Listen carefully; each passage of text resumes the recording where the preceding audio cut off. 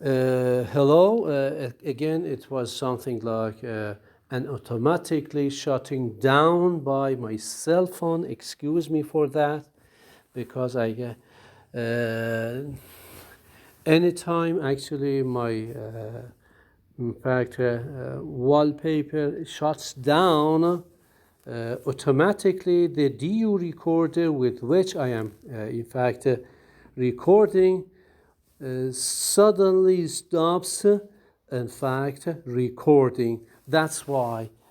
So I am just going to work with page 50, and I was like this, that I wanted to say that the mother the mother actually is fascinated by the child developing vocabulary. Well, remember, the mother or the father or the sister or the brother actually reports that today actually my son, my daughter developed this piece of vocabulary. Why? Because you see that automatically all human beings develop things like that. So the lexicon, which appears on page 50 on figure 2.2, is something like this. The lexicon is first unfilled by the baby, by and by, with the help of the environment, with the help of, you remember I used the word bi'a, okay? With the help of bi'a, he would actually develop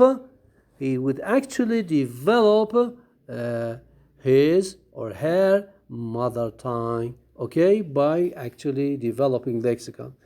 Thank you. Good. Let us go to the steady state. But before going to the steady state, look at the arrow between the left box and the right box. There is a kind of line, there's a kind of continuum, there's a kind of movement from the left to the right, with S1, S2, S3, S4, etc., etc., up to Sn, as you actually see, maybe you can easily see it, or Sn or Ss. I cannot easily see because it is so tiny and a kind of very bad kind of print over there. So the idea is that there are so many states from state 1, state 2, level 1, level 2, level 3, 4, etc., etc. So what does it mean? It means that by and by, where we move from this initial state with no vocabulary, with all principles, with parameters unset, we don't know which one is going to be used in this language. So we move from all these things to the steady state. Let us look at the steady state. But first of all, have a look at the book. Well, some professors are not very good at the mathematics. So it is written S1, S2, S3. Remember, after that, S, 3 dots. And after that, Sn means the last level, or SS means the steady state. If it is written, I cannot easily see it. So if it is SS means the S, which is final state. S comes from the state. But if it is N, it comes from number, N number. So S1, S2, S3, if it is mathematics, we say Sn. But here, it must be something like SS. Okay, remember. So let us go to the box to the right.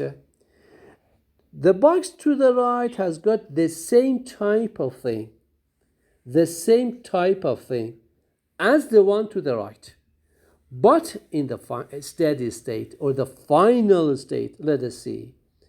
So we have, instead of universal grammar, which we are equipped with, equipped with there's an internal knowledge of our language. For me, Farsi, for you, Arabic. For me, Farsi, for you, Arabic. So it is an I language, internal language, inside this guy, inside this guy. Next goes the principles, locality, etc. are there. Next goes parameters like head initial, head final. But this time to the box to the right, instead of saying unset, it is already set. The child already knows where to put the modifiers, before the noun or after the noun. You remember I gave the example of the modifiers there for the fact parameters. Some languages have the modifiers before it. Some languages have the modifiers after it. You remember we said that in Arabic and Farsi and English, we have prepositions. Fi in Arabic, in English, and dar in Farsi. These are the same things. Fi means in English and dar in Farsi.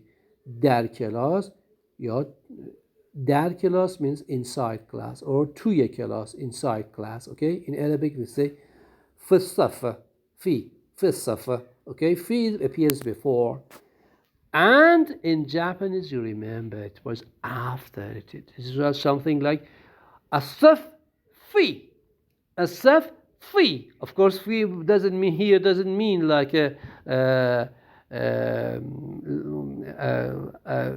what do you say in fact informal Arabic? You say خبز في, خبز ما في. Say خبز في. This is not fi that in that sense. It only means something like it is something. Fi means fisaf. Okay. Well, which is a preposition, not in fact something like the verb to be. Okay, so what I want to say, that the child from now on knows that the preposition appears before it for Arabic and Farsi and English, and the child knows that there is no postposition like Japanese. Okay, we call it as the book says, parameters, head initial, head final. For example, set with done and finished, and the child knows anytime he uses a new type of combination, he always or she always uses the way, only the way that Arabic is or Farsi is, according to the child. Okay, that's it. So this is the parameters. Going to the lexicon, we could easily say that the lexicons are filled. Well, there are empty slots in the mind which are filled with different types of things. This is, for example, hand in English, or yad in Arabic, or dast in Farsi. There is poor. These are poor, in fact, filled. Okay. So it is like this. So from now on, he actually knows, for example, I don't know, rice, or toy. Toy is a good example. Toy, in English they say toy, and in Farsi there's another word for it, or in Arabic they say something. I actually know the Fusha, I don't know the vocabulary that you use in, let's say, Arabic. Anyway, so this is the states model. The states model is an important model within the, in fact, understanding of first language acquisition within Chomsky's approach to language. So this is what I wanted to say with the states model, which actually began in my previous recording and continued on page 50.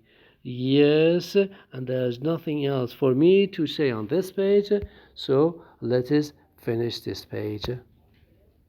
This actually recording, not the page. Thank you very much. Goodbye.